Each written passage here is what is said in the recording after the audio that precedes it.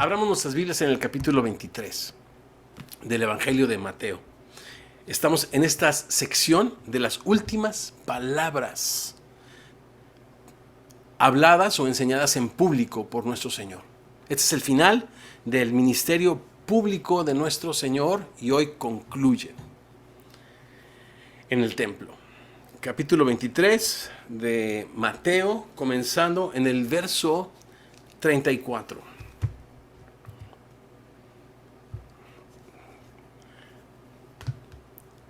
Mateo 23, comenzando en el verso 34. ¿Me acompaña la lectura? Por tanto, he aquí yo les envío profetas y sabios y escribas.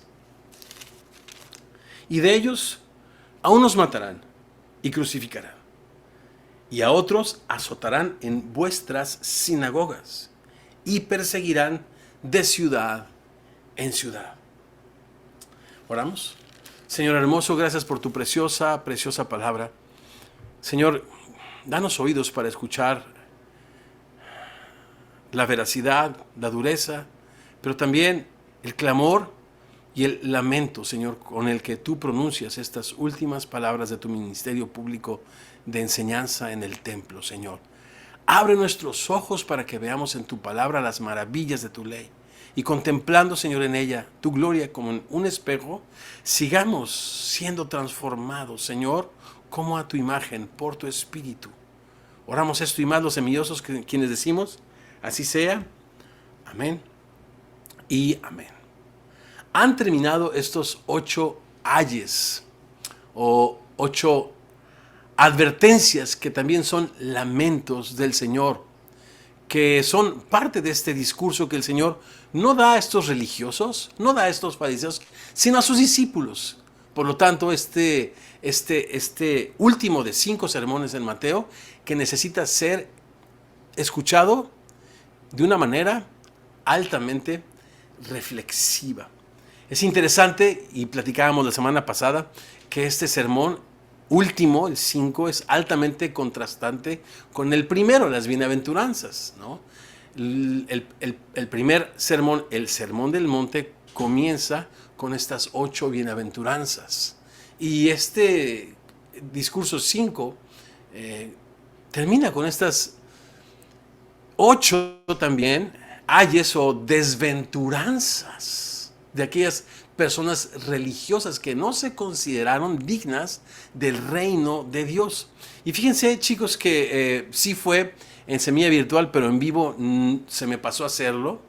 Esta comparación entre los discípulos y las personas fariseos religiosos de quienes esperara el amor por la palabra de Dios y quienes estaban tan lejos de amar y guardar la preciosa palabra de Dios, a quienes el Señor les lanza estas advertencias, lamentos, llamados los 8 ayes. 8 bienaventuranzas, 8 desventuranzas. Y platicábamos la semana pasada acerca pues de este contraste, que los discípulos pues son pobres en espíritu, mientras los religiosos aman los primeros lugares en las sinagogas. No son pobres en espíritu. Voy a cerrar esto y moverlo de aquí. Mueren porque se les dé un título, y este título lo quieren para tener influencia, poder y autoridad sobre la gente, y no para aprender de Jesús, que es manso y humilde de espíritu. Los discípulos tienen hambre y sed de hacer lo que Dios requiere de ellos en su palabra, mientras que los religiosos, con desobediencia, ni entran ni dejan entrar a nadie y cierran delante de la gente las puertas del reino de Dios. Capítulo 23, verso 13. Los discípulos son misericordiosos con sus semejantes, mientras que para los religiosos la gente no es importante. Lo más importante, la justicia, el trato honorable hacia los seres humanos, misericordioso para vivir una vida de fe, no es importante. Los discípulos son de limpio corazón, desean sobre todas las cosas ver a Dios en todo lo que hacen. Son puros en sus motivos, mientras los religiosos son hipócritas y se preocupan solo de lo de afuera. Viven nada más del qué dirán. Capítulo 23, el que estamos leyendo en el verso 28. Y para finalizar, los discípulos son perseguidos, y de esto va a tratar este texto, pero los religiosos persiguen. Unos son perseguidos y otros son perseguidores. Por lo tanto, los discípulos heredarán el reino de los cielos, mientras que los religiosos les espera lo que han invocado sobre sus propias vidas, la condenación del infierno. Y así terminó nuestro pasaje trágicamente con este octavo lamento de nuestro Señor. Y en nuestro verso comienza, ya se dieron cuenta, en el verso 34, por tanto. Y cuando la Biblia nos declara, por tanto, debemos de preguntarnos siempre, ¿qué tanto, Señor? En otras palabras, es una invitación para considerar el contexto. Por cuanto los religiosos, escribas y fariseos son hipócritas, errando el reino de los cielos delante de la gente con su desobediencia y arrogancia. Por cuanto devoran de las casas de las viudas y como pretexto hacen largas oraciones. Por tanto, como recorren mar y tierra para ser un prosélito y después de hecho le hacen doblemente más hijo del infierno que ellos, ¿por qué no les enseñan las sanas palabras de nuestro Señor Jesucristo y la doctrina que es de acuerdo a la piedad, de acuerdo a Cristo? Que la sana doctrina no tiene que ver con filosofía, con teología, sino con el estilo de vida del maestro. El que dice que le conoce debe de caminar como él anduvo. Por tanto, dice el verso 34, estamos allí, ¿verdad? ¿Qué tanto? Bueno, porque otra vez, en esto de los juramentos es mucho más importante las cosas que las personas, el aquí y ahora que la eternidad, las cosas creadas que el Creador, el cual es bendito por los siglos de los siglos. Amén. Verso 23, diezman las cosas pequeñas, son cuidadosas con las cosas pequeñas, pero tragan y se atragantan y se contaminan sin tener cuidado de las más importantes, decía Jesús, la justicia, la misericordia y la fe. Limpian lo de afuera del vaso, pero por dentro están llenos de robo, de injusticia, de trato opresivo hacia los seres humanos. Verso 27, ya que los escribas y los fariseos son semejantes a sepulcros blanqueados. Versículo 29, que dicen edificar los sepulcros de los profetas, pero que ellos mismos son cómplices al perseguir la vida del Señor. Por tanto, ¿ya se dieron cuenta de la fuerza del por tanto? Es una invitación a considerar el contexto inmediato para que podamos escuchar con el corazón la fuerza de la conclusión de estos últimos versos que el Señor tiene en su enseñanza pública. Bien, por tanto, digo, si yo fuese el guionista de esta historia de redención, yo diría algo así como, por tanto ya me tienen cansado. Por tanto, yo no sé, pero miren este verso 34. Yo les envío profetas, les envío sabios y escribas. Cuando leemos los oficios de los ministros de la iglesia del Señor, lo leemos en términos como apóstoles, profetas, evangelistas, pastores y maestros. Efesios 4:11. Pero es interesante cómo Jesús usa las figuras o los oficios relacionados con la cultura judía y con el oficio del templo. Pero está haciendo referencia a sus discípulos. ¿Se acuerdan? Todo escriba docto en el reino de los cielos es semejante a aquel hombre, padre de familia, que de su tesoro saca, o de su cofre saca tesoros viejos y tesoros nuevos. Platicábamos en aquella oportunidad cuando pasamos por ese pasaje que Jesús, sus expectativas para todo discípulo es que seamos escribas doctos, personas que escudriñan la palabra de Dios, que la conocen, pero sobre todo, que la ponemos por obra antes de proclamarla, para no ser, en el lenguaje del Señor, para no ser hipócritas, correcto. Pero estos son los oficios. a los que Jesús hace referencia, profeta, alguien que habla de parte de Dios, no necesariamente que anuncie el futuro, sino tiene que ver con un oficio que habla palabra de Dios, o habla de parte de Dios, un mensaje de parte de Dios. Sabios, ¿no? ¿Quién es sabio y entendido? Dice Santiago, muestre por sus buenas obras su sabiduría, ¿no? En sabia mansedumbre. Sabios, escribas, nuevamente, haciendo referencia el Señor a sus discípulos que escudriñan su palabra, porque esta da testimonio de él. Verso 34 dice, y de ellos a unos matarán, a otros crucificarán, y a otros azotarán en vuestras sinagogas y perseguirán de ciudad en ciudad. Esta reflexión que quiero traer delante de ustedes, familia preciosa, es Jesús e Israel. Estos primeros dos versos ya los hemos sentido. En primer lugar, Jesús hacia Israel nunca cerró la puerta. Jesús nunca cerró la puerta. En segundo lugar, Israel cosechó lo que sembró.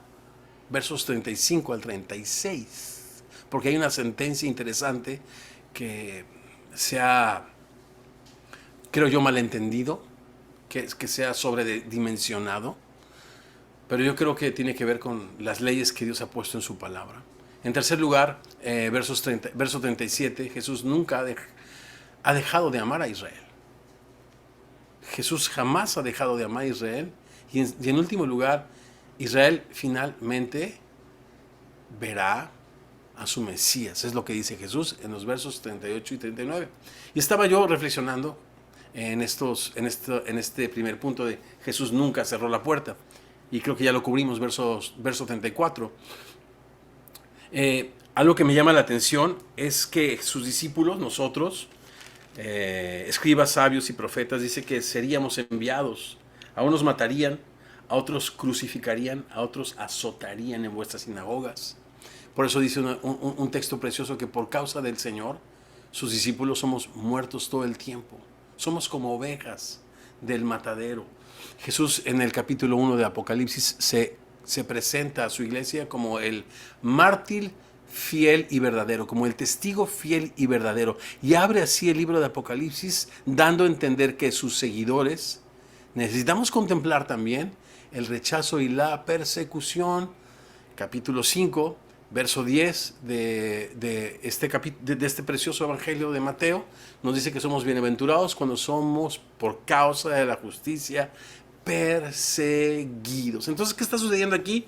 Pues las parábolas, la parábola de la viña, donde el Señor planta una viña, pone sus siervos y después envía a mensajeros para que reciban del fruto, pero las personas que trabajaban y que se supone que darían fruto de esa viña se apoderan de ella y matan a su hijo.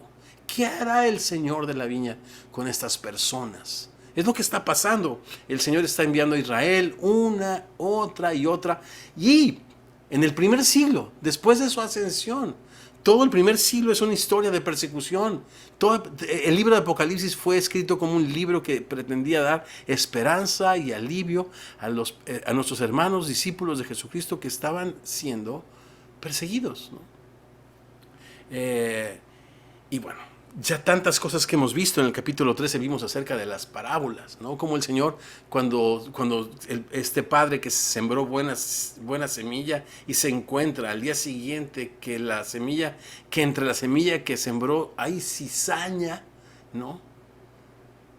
El dueño de la casa le dice, no arranques la cizaña. Entonces, en otras palabras, el corazón misericordioso de Dios que espera y que nunca cierra la puerta. La primera reflexión en cuanto a Israel y Jesús e Israel, es que Jesús nos queda claro, somos testigos, que pese a estas palabras tan duras que el Señor pronuncia en contra de Israel, nunca cierra la puerta.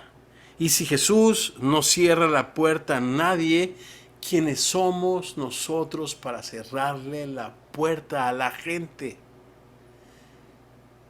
Sin considerarnos a nosotros mismos, que cuando juzgamos y hacemos lo mismo, nos condenamos a nosotros mismos.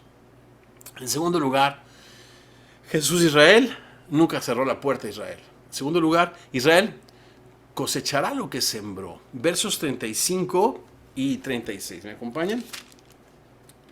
Versos 35. Para que venga sobre ustedes toda la sangre justa que se ha derramado sobre la tierra, desde la A hasta la Z, desde la de Abel hasta la de Zacarías.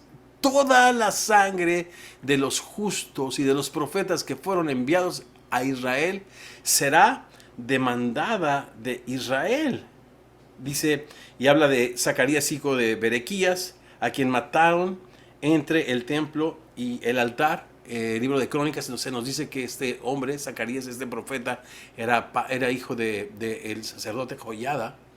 Y aquí se nos dice que de Berequías, quizás Joiada era su abuelo. Recordemos que padre de, en la cultura judía, muy bien aceptaba la relación no solamente de padre e hijo, sino de ancestros y de abuelos, ¿no? Entonces aquí no hay ninguna discrepancia. Seguramente Mateo tiene acceso a otras genealogías y se percata que Zacarías, su padre directo, es Berequías. No hay ningún problema. Repito, en la cultura judía esto es bastante común y permisible. Y dice, a quien mataron entre el templo y el altar. Mira lo que dice acá Jesús: de cierto les digo. Cuando Jesús dice de cierto les digo, todo lo que está escrito de él tiene cumplimiento. Mira lo que está diciendo. Todo esto, ¿a qué se refiere con esto? Persecución, muerte. Mira, todo esto en el verso 34 tendría que ser con matarán, crucificarán, azotarán y perseguirán de ciudad en ciudad. Y Jesús dice que todo esto va a recaer sobre la raza o sobre la generación judía. Algunos piensan que la palabra generación tiene que ver solamente con un periodo de tiempo, ¿no? Otras personas que hacen otra aproximación lingüística piensan que se refiere más a personas de una misma raza, de una misma cultura, en este caso el pueblo judío. Y hay discrepancia entre cómo pensar una cosa, cómo pensar otra. Pero aquí Jesús dice, todo esto vendrá sobre esta generación.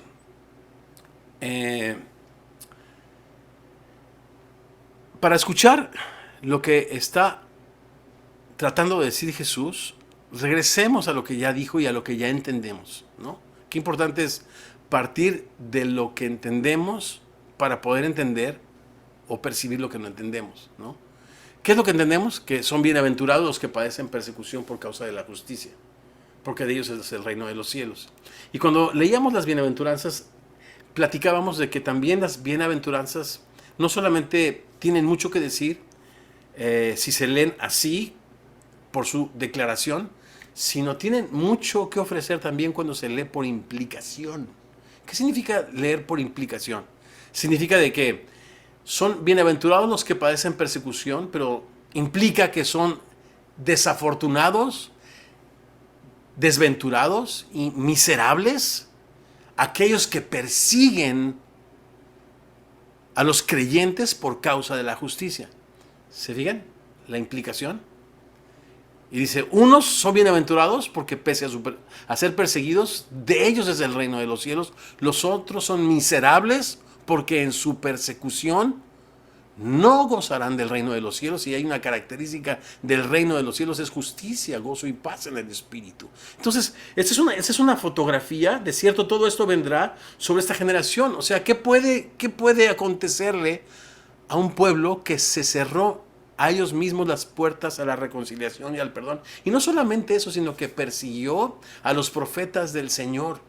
Jesús dijo a Pedro, cuando él hirió al siervo del sumo sacerdote en Getsemaní, cuando fue el Señor apresado, le dijo, guarda tu espada, Pedro, porque al que hierro mata, a hierro muere. Y dice el libro de Gálatas que todo lo que el hombre sembrare, eso también cosechará. Yo tengo una pregunta, porque yo no soy un erudito, tampoco soy un teólogo, disto mucho de ser ambas cosas, pero sí soy una persona que que gusta mucho de la lectura bíblica y de la reflexión. Y pensando solamente en el contexto, dice Jesús, todo esto vendrá sobre esta generación. ¿Todo esto qué? Muerte, crucificación, azotes, persecución de ciudad en ciudad. Te pregunto, ¿en la historia del pueblo judío has visto estas cosas? ¿Sucedieron solamente en un periodo de tiempo? ¿O han sucedido a personas de una misma cultura, de una misma herencia? Muerte, crucifixión, persecución. Y yo no creo que esto... Porque cuando Pilato pregunta, yo soy libre de la sangre de este hombre, cuando encuentra que Jesús es inocente, se lava las manos. Y el pueblo que estaba enfrente, con sus líderes, dijeron, la sangre de este hombre caiga sobre nosotros. Otra vez, esto es una expresión, ¿no?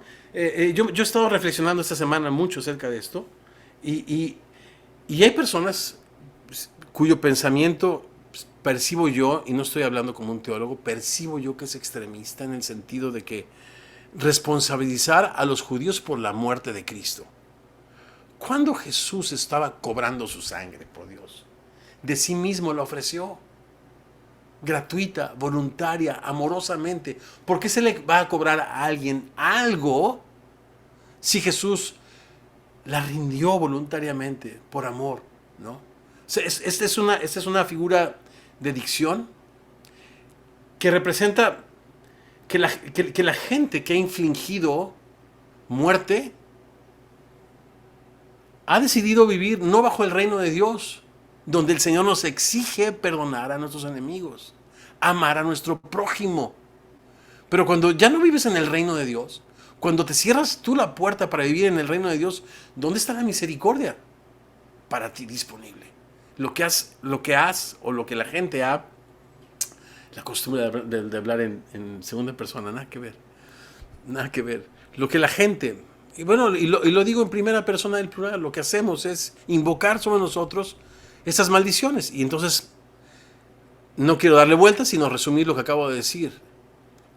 Dios no puede ser burlado. Todo lo que el hombre siembra, eso cosechará. Y el pueblo de Israel, lo que ha sucedido en su historia es cosechar lo que sembró con tanta violencia hacia los siervos de Dios. Y de eso habla Apocalipsis, que la sangre de los mártires será vengada. No es que será cobrada, sino que el que a hierro mata, dice el Señor, a hierro muere. Yo pienso que el Señor está hablando, segunda reflexión, de que Israel cosechará en su historia lo que sembró. Y eso sucede. Cuando yo tenía 13 años y escuchamos como familia, mi mamita está por ahí, que le mando otro beso. Yo me acuerdo que me reía del pastor que nos fue a predicar el evangelio. Yo estaba abajo de la escalera con mi amigo Carlitos y tenía una cara tan chistosa y nos reíamos y nos reíamos. La verdad es de que decidimos vivir los siguientes 7 años en obscuridad y en tinieblas. Y la oscuridad en la que vivimos y en las tinieblas en las que vivimos fueron muchas y de muchos tipos. Y no por otra cosa, no porque Dios estuviese enojado, sino simplemente porque lo que el hombre siembra, eso cosecha. Y cuando siembras de la carne siembras corrupción y muerte. Y cuando siembras persecución, violencia, martirio, eso es lo que cosechas. Eso es lo que cosechas. Bien. En tercer lugar, Jesús e Israel. Jesús nunca ha dejado de amar a Israel. Verso 37. Lo leemos. Escucha estos 3 últimos versos que son las últimas palabras habladas públicamente por nuestro Salvador, según lo registra el Evangelio de Mateo. Jerusalén, Jerusalén. Ahí hay un énfasis altamente emocional. Me hace recordar en Marcos 10 cuando Jesús se refiere a una de sus amigas en Betania. Marta, Marta, afanada y turbada estás con muchos quehaceres. O cuando se le presenta a Saulo de Tarso, quien después se convirtió en el gran apóstol Pablo. Saulo, Saulo, ¿por qué me persigues? Dura cosa es dar conces para ti contra el aguijón. Lo mismo es Jerusalén. Jerusalén, el Señor se está lamentando. Es una expresión, repito, altamente emocional. Yo no sé si puedes tú escuchar este lamento del Señor cuando leemos juntos: Jerusalén, Jerusalén, que matas a los profetas. O sea, el verso anterior dice que todo esto va a acontecer a esta generación, pero al Señor le pesa. Eso no es una amenaza. Siempre que escucho comentarios acerca de esto, es culpando al pueblo judío por la muerte de Jesús y como una condena de parte de Dios. Nada dista más de la realidad que esto. Es un lamento del Señor: Jerusalén, Jerusalén, que matas a los profetas y apedreas a los que te son enviados. ¿Cuántas veces? ¿Cuántas veces quise juntar a tus hijos como la gallina junta sus polluelos debajo de las alas y no quisiste? Hace unos días, cuando estábamos en nuestra pequeña célula, nos platicaba nuestra amiga Rosalinda acerca de que ella vivió toda su niñez en la granja. Y también yo leía, nunca te dije, Gavita. Ya te tengo aquí de apuntador. Te quise decir, pero no sé, nos enfrascamos en otra conversación. Y lo que escuchábamos de nuestra amiga que creció en Indiana es que la vida en la granja es muy difícil, porque bueno, Indiana es el Midwest en Estados Unidos, y ya saben, es el clima de Chicago con un invierno inhóspito, o sea, mata el invierno todo lo que toca. Entonces y no hay producción, y la única producción que hay es en verano, ¿no? Y por lo tanto, pues se tiene que, como dice la Biblia, como las hormiguitas, recoger en verano para subsistir en el invierno. Pero la verdad es de que la vida misma peligra y pende de muchísimos factores climáticos y demás, ¿no? Pero lo que no te dije es que leí de este autor que tú sabes que me gusta mucho, que tiene reflexiones en el Evangelio de Mateo, y él hablaba acerca de esta figura de la gallina.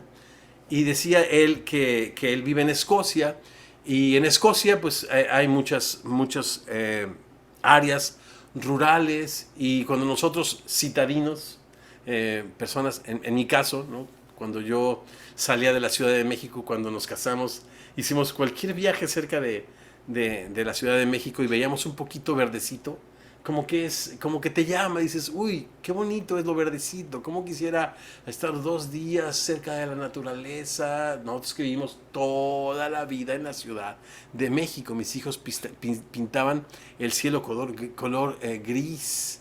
Y cuando tenían 10 años, por primera vez Israel vio una gallina. Mira, papá, una gallina. Pensó que eran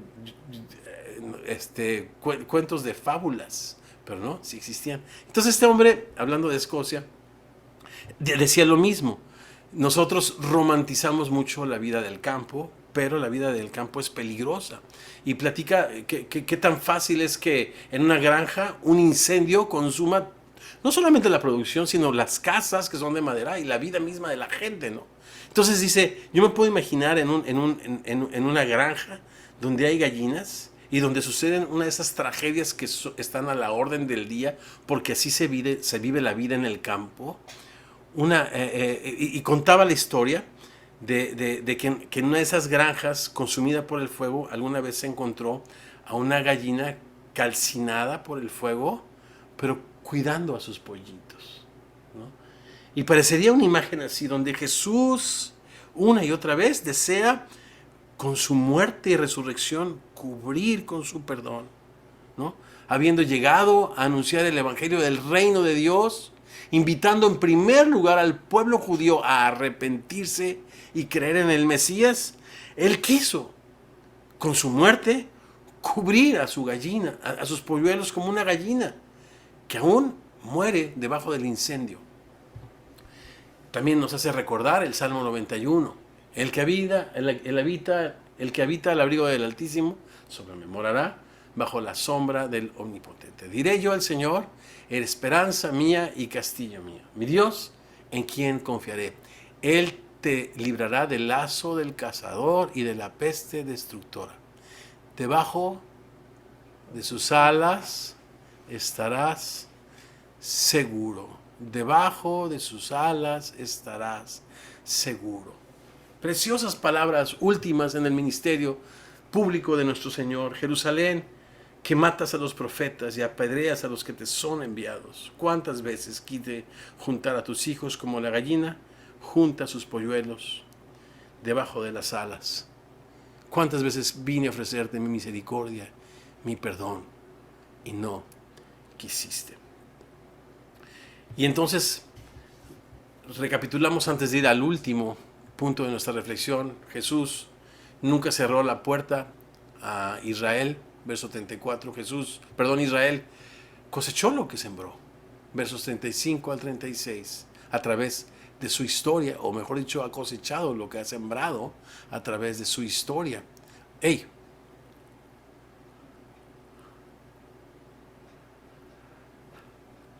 Y sigue sembrando.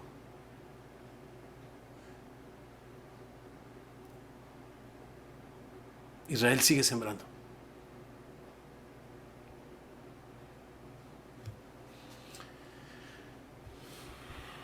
Y en último lugar, en tercer lugar, Jesús nunca ha dejado de amar a Israel. Y qué preciosa figura esta, o qué preciosa esta metáfora de la gallina.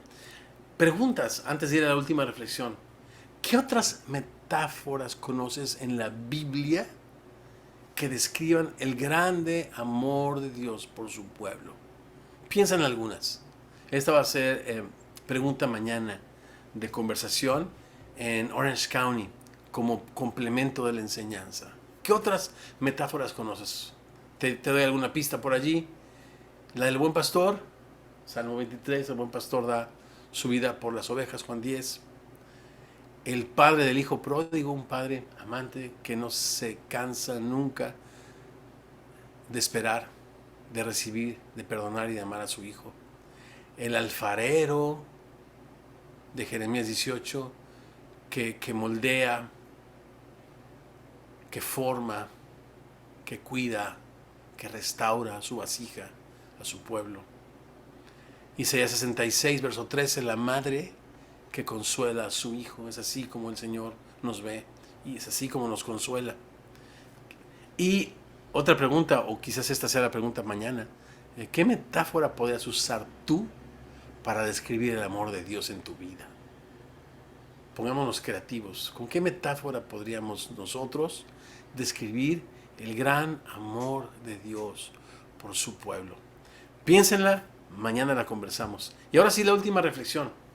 Israel finalmente verá a su Mesías. Versos 38 al 39. Acerca de esto, familia, hay mucho que decir. Pero creo yo que lo más importante es esto, que Israel no ha sido desechado. Que Dios ama a Israel, pero también en el Nuevo Testamento se nos habla de algunas cosas interesantes acerca de Israel. Pero yo creo que lo que necesitamos escuchar en este texto es que Jesús no desecha a Israel y que finalmente Israel, esta generación, verá a su Mesías. Verso 38 al 39. ¿Los leemos? He aquí vuestra casa os será desierta. Qué interesante, ¿no? En el año 70, 40 años después de que Jesús pronunció esas palabras, el emperador romano Tito llegó y devastó completamente Jerusalén, este majestuoso y maravilloso templo que desde lejos, dicen los historiadores, era como una gran montaña de nieve majestuosa con una cúpula brillante como el sol de oro. Hay demasiado que platicar acerca de esto y el capítulo 24 nos va a dar mucho pie y mucho texto para que podamos reflexionar en esto. Pero Jerusalén fue devastada. Y cuando en Damasco dicen los historiadores que se escuchó acerca de la devastación de Jerusalén, en Damasco, a todos los judíos, a 10,000 judíos les dieron muerte siendo degollados en un solo día. esta crucifixión, esta muerte, esta persecución de ciudad en ciudad implacable vino en contra de Israel. Y es lo que dice el verso 38. He aquí vuestra casa les será dejada desierta. Y bueno, sí, efectivamente fue dejada desierta por mucho tiempo. Podemos nosotros desde entonces trazar la historia del pueblo de Israel hasta 1948, cuando otra vez como nación se reorganizan y vuelven a ocupar ciertas partes de lo que fue su tierra, la tierra que Dios les dio para que habitasen, para que fuese el siervo del Señor, el siervo del Señor que cumpliría este rol sacerdotal, de ver por los intereses de los pueblos alrededor, de ver por los intereses del mundo y traerlos como un sacerdote en la presencia de Dios, y viceversa, ver por los intereses de Dios y por su gloria hacia todas las naciones, ser una calzada de justicia y de misericordia, cosa que al llenarse de corrupción, de idolatría, fallaron y ahora han regresado. Pero su casa sigue desierta. ¿Por qué dice, no me verán más? No se trata de que la ocupen o que no la ocupen, se trata de que se supone que Jerusalén es el lugar de la habitación de Dios. Mira, déjame leerte Isaías capítulo 2. Después en tu lectura puedes leer también el Salmo 2. Pero en cuanto a Isaías, para terminar nuestra lectura reflexiva de estos textos, últimas palabras en el ministerio público de nuestro Señor, en Isaías 2, dice así: lo que vio Isaías, hijo de Amós, acerca de Judá y de Jerusalén. Acontecerá en lo postrero de los tiempos que será confirmado el monte de la casa de Jehová como cabeza de los montes, y será exaltado sobre los collados, y correrán a él todas las naciones. Mira lo que está en el corazón de Dios: justicia para todas las naciones, shalom para todas las naciones, prosperidad, plenitud para todas las naciones. Vendrán muchos pueblos y dirán: vengan, subamos al monte de Jehová, a la casa del Dios de Jacob, y nos enseñará sus caminos, y caminaremos por sus sendas. Noten el protagonismo de la palabra de Dios en medio de lo que la Biblia describe como el shalom o la plenitud de Dios, ¿no? Me encanta, siempre tiene que ver con la palabra de Dios, sus palabras que producen fruto.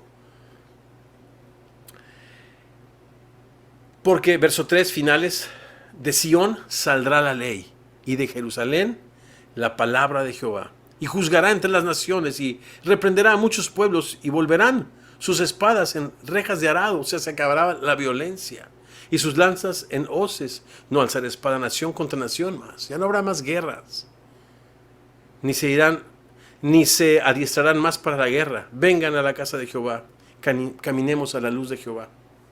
Ese es el plan, ese es el diseño. Y no tiene que ver con que Israel regresó en 1948. Significa que Jesús ya no está ahí. O sea, toda la tierra está llena de su gloria. Por supuesto que está ahí. Pero no se manifiesta porque estas personas cerraron el reino de Dios para no entrar, pero también para que nadie más entrase. Y establecieron este reino de injusticia y de opresión en el lugar donde Dios les puso para dar fruto y ser una luz de esperanza para las naciones. Lo que dice Jesús, las últimas palabras del ministerio público del Señor son estas: porque les digo desde ahora que no me verán hasta qué. Hasta qué significa si le verán. O sea, Jesús se va a manifestar otra vez a su pueblo. Leemos versos 38 y 39. Vuestra casa le será dejada desierta. ¿Recuerdan que Jesús en los capítulos anteriores nos dijo: porque mi casa, casa de oración será llamada? ¿Se acuerdan?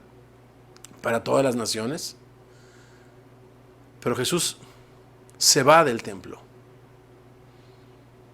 Jesús ofrece su vida en rescate por muchos, y la casa es dejada desierta.